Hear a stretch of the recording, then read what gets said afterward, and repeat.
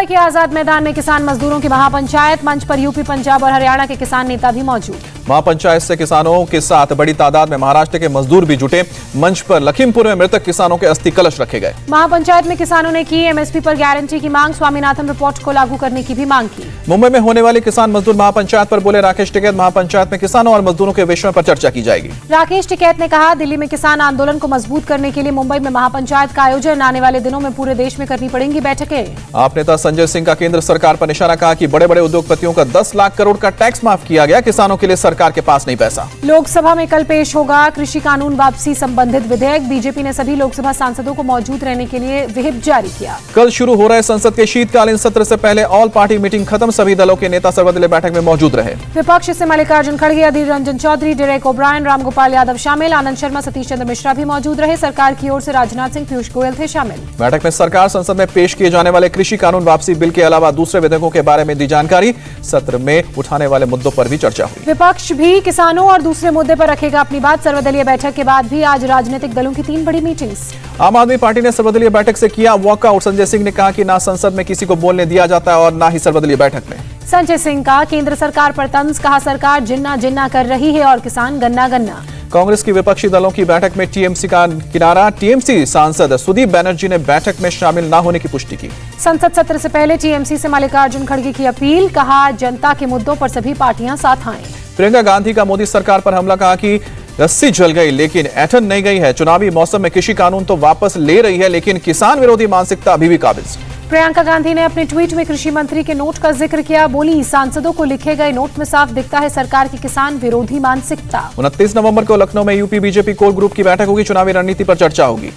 UP के देवरिया में CM योगी की रैली, कहा सपा बसपा सरकार में बेच दिए जाते थे मेडिकल कॉलेज, हमारी सरकार यूपी के हर जिले में बनाएगी मेडिकल कॉलेज। सीएम योगी ने कहा कि 70 सालों में यूपी में सिर्फ 12 मेडिकल कॉलेज थे, पिछले 5 सालों में बनाए जा रहे हैं 33 नए मेडिकल कॉलेज। पिछली सरकारों पर सीएम योगी का निशाना, कहा पहले गरीबों के बारे में कोई नहीं सोचता था। गोरखपुर में स्पोर्ट्स कंपटीशन में जाएंगे योगी आदित्यनाथ, प्रतिभागियों का हौसला बढ़ाएंगे, फिर रैली को भी संबोधित करेंगे। दिल्ली बीजेपी पदाधिकारियों की बैठक में पहुंचे जेपी नड्डा, कहा हर महीने हर बूथ पर होगा बीजेपी का कार्यक्रम, पीएम के कामों को जनता तक पहुंचाएंगे। गांधीनगर की अमूल डेयरी में बनेगा मेगा मिल्क पाउडर प्लांट, गृह मंत्री अमित शाह ने उद्घाटन किया। पंजाब में अब शिक्षा के मुद्दे पर कांग्रेस और आम आदमी पार्टी में घमासान, बेहतर शिक्षा को लेकर दोनों पार्टियों में चैलेंज। दिल्ली के शिक्षा मंत्री मनीष सिसोदिया ने जारी की है 250 स्कूलों की लिस्ट, कहा कि दिल्ली के सभी स्कूलों में हुआ है अच्छा काम, पिछले 4 सालों में दिल्ली के सरकारी स्कूलों के नतीजे 100%। पंजाब के शिक्षा मंत्री प्रगट सिंह ने मांगी थी स्कूलों की सूची। मनीष सिसोदिया ने कहा, हम दिल्ली और पंजाब के सरकारी स्कूलों में जाएंगे, देखेंगे दोनों सरकारों ने कितना काम किया। पीएम मोदी ने 83वीं बार की मन की बात, बोले प्रधानमंत्री पद सेवा के लिए होता है, सत्ता में नहीं सेवा में रहना चाहता हूं। आयुष्मान भारत योजना के लाभार्थियों से बात करने के दौरान बोले प्रधानमंत्री मोदी, आज भी सत्ता में नहीं हूं, भविष्य में भी सत्ता में नहीं जाना चाहता। देश के युवाओं को प्रधानमंत्री मोदी का मंत्र, पीएम ने कहा कि युवाओं में कैन डू की भावना होनी चाहिए, आइडिया और इनोवेशन नए युग की पहचान। पीएम ने कहा, ये स्टार्टअप का युग है, स्टार्टअप से भारत के युवाओं में ग्लोबल समस्याओं का समाधान करने का बल आएगा। मोदी बोले, दुनिया में भारत की तारीफ हो रही है, भारत में 70 से ज्यादा यूनिकॉर्न देश का युवा जॉब क्रिएट करा रहा है। मोदी के मन की बात पर नवाब मलिक का तंज, मोदी सिर्फ अपने मन की बात करते हैं, उन्हें मन की बात नहीं जन की बात करनी चाहिए। पतंजलि यूनिवर्सिटी का पहला दीक्षांत समारोह, राष्ट्रपति रामनाथ कोविंद शामिल हुए, सीएम पुष्कर सिंह धामी भी मौजूद रहे। राष्ट्रपति रामनाथ कोविंद ने यूनिवर्सिटी के छात्र छात्राओं को दी पीएचडी की उपाधि, गोल्ड मेडल देकर किया सम्मानित। दीक्षांत समारोह में बोले स्वामी रामदेव, अगले साल तक शुरू होगी ग्लोबल पतंजलि यूनिवर्सिटी, शिक्षा लेने दुनिया भर से आएंगे छात्र, 1 लाख स्टूडेंट्स करेंगे पढ़ाई। स्वामी रामदेव ने कहा, यूनिवर्सिटी में योग में होगी बीए, एमए और पीएचडी, प्राचीन विद्या की भी दी जाएगी शिक्षा। स्वामी रामदेव बोले कि पतंजलि यूनिवर्सिटी में सन्यासी नहीं शानदार नागरिक होंगे तैयार। भारत में कोरोना के सबसे नए वेरिएंट का खतरा फिलहाल टला, साउथ अफ्रीका से लौटे दोनों मरीजों को ओमिक्रॉन नहीं। कर्नाटक में दक्षिण अफ्रीका से लौटे 2 नागरिक कोरोना संक्रमित पाए गए, जांच में ओमिक्रॉन नहीं होने की पुष्टि।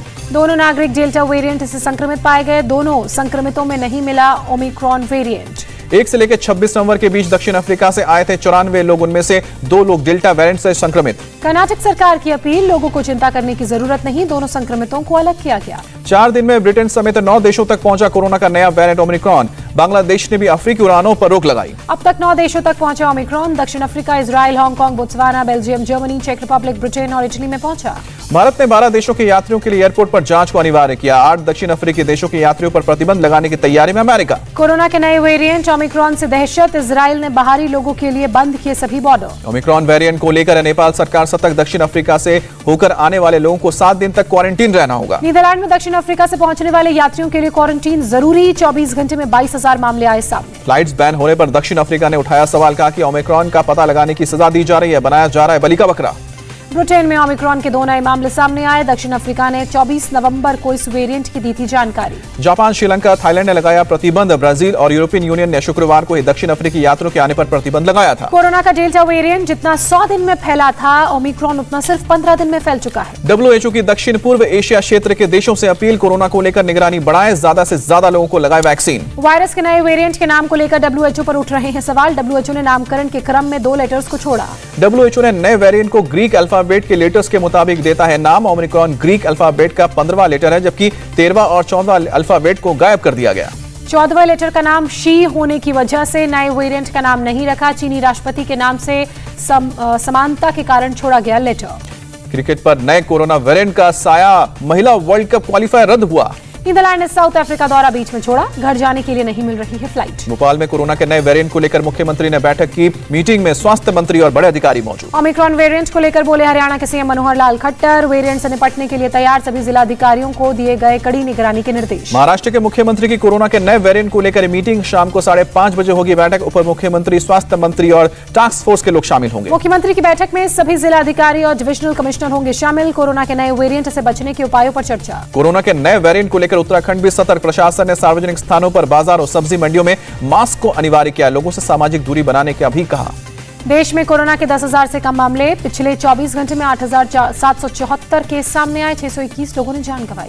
एक्ट्रेस काजोल की बहन तनिषा मुखर्जी कोरोना पॉजिटिव हुई है, खुद सोशल मीडिया पर जानकारी दी। ओडिशा के मयूरभंज में एक स्कूल की 25 छात्रा कोरोना पॉजिटिव, स्कूल स्टाफ और छात्राओं के कोरोना टेस्ट में रिपोर्ट पॉजिटिव आई। वडोदरा में SSG हॉस्पिटल के बाहर वित्तीय मदद फॉर्म भरने के लिए कोरोना मृतक आश्रितों की उमड़ी भीड़, राज्य सरकार ने कोरोना मृतकों के परिवारों को मदद देने का ऐलान किया है। आज होने वाले UPTET एग्जाम को रद्द किया गया, पेपर लीक होने के कारण लिया गया फैसला, अगले महीने दोबारा होगा एग्जाम। अभ्यर्थियों को दोबारा नहीं देनी होगी कोई फीस, मामले की जांच में जुटी है STF। परीक्षा शुरू होने से पहले गाजियाबाद, बुलंदशहर और मथुरा के व्हाट्सएप ग्रुप पर वायरल हुआ था पेपर। 1 महीने बाद दोबारा होगी UPTET की परीक्षा, पेपर लीक मामले में अब तक 23 लोगों की गिरफ्तारी। UPTET पेपर लीक के केस में शामली से 3 आरोपी गिरफ्तार हुए, अभ्यर्थियों को पेपर देने जाने पर आरोप थे। लखनऊ में TET परीक्षा कैंसिल होने के बाद परीक्षा सेंटर से लौटे स्टूडेंट्स, कहा पेपर लीक करने वालों पर हो सख्त कार्रवाई। मुरादाबाद में UPTET का पेपर कैंसिल होने से छात्र नाराज, परीक्षा केंद्र से 22 होकर लौटे स्टूडेंट्स, कहा कि 6 महीने की थी परीक्षा की तैयारी। UPTET पेपर लीक पर बोले CM योगी, दोषियों पर लगेगा NSA, संपत्ति जब्त कर घर पर चलेगा बुलडोजर। TET परीक्षा रद्द होने के बाद CM का ऐलान, एग्जाम एडमिट कार्ड दिखाकर UP रोडवेज से फ्री घर जाए परीक्षार्थी। वाराणसी के काशी विश्वनाथ मंदिर में CM योगी ने की पूजा अर्चना, काशी विश्वनाथ कॉरिडोर के निर्माण कार्यों का जायजा लिया। मुख्यमंत्री योगी आदित्यनाथ ने कहा कि कुछ दिनों में काशी में होगा बाबा विश्वनाथ धाम के लोकार्पण का भव्य आयोजन, PM मोदी करेंगे कॉरिडोर का उद्घाटन। 13 दिसंबर को कॉरिडोर का उद्घाटन कर सकते हैं मोदी, संतों की मौजूदगी में प्रधानमंत्री करेंगे उद्घाटन। वाराणसी में संत रविदास मंदिर में CM योगी ने की पूजा अर्चना, लंका इलाके में निर्माण कार्यों का जायजा लिया। 4 दिसंबर को देहरादून दौरे पर आएंगे प्रधानमंत्री नरेंद्र मोदी। उत्तराखंड के मुख्यमंत्री पुष्कर सिंह धामी बोले, कार्यक्रम में 1 लाख से ज्यादा लोगों को जुटाने का लक्ष्य। हिमाचल प्रदेश में पेंशनधारियों को सौगात, मुख्यमंत्री जयराम ठाकुर का ऐलान, राज्य कर्मचारियों को 2016 से मिलेगा नया पे स्केल। हिंदुत्व के मुद्दे पर बोले संघ प्रमुख मोहन भागवत, हिंदू के बिना भारत नहीं, भारत के बिना हिंदू नहीं। त्रिपुरा निकाय चुनाव में बड़ी जीत की ओर बढ़ रहा है बीजेपी, अगरतला में 51 वार्ड में से 22 पर बीजेपी के उम्मीदवार जीते। एक बार फिर BSF ने दिखाया मानवीय चेहरा, गलती से भारतीय सीमा में घुसे पाकिस्तानी नागरिक को पाक रेंजर्स को सौंपा, 26 नवंबर को हिरासत में लिया गया था शख्स। राजस्थान के पाली में एक संदिग्ध गिरफ्तार, पूछताछ में आर्मी चीफ मनोज मुकुंद नरवणे से मिलने की बात कही, संदिग्ध को किया पुलिस ने हवाले। पश्चिम बंगाल के नादिया में दर्दनाक सड़क हादसा, शव यात्रा में शामिल 18 लोगों की मौत, 5 घायल।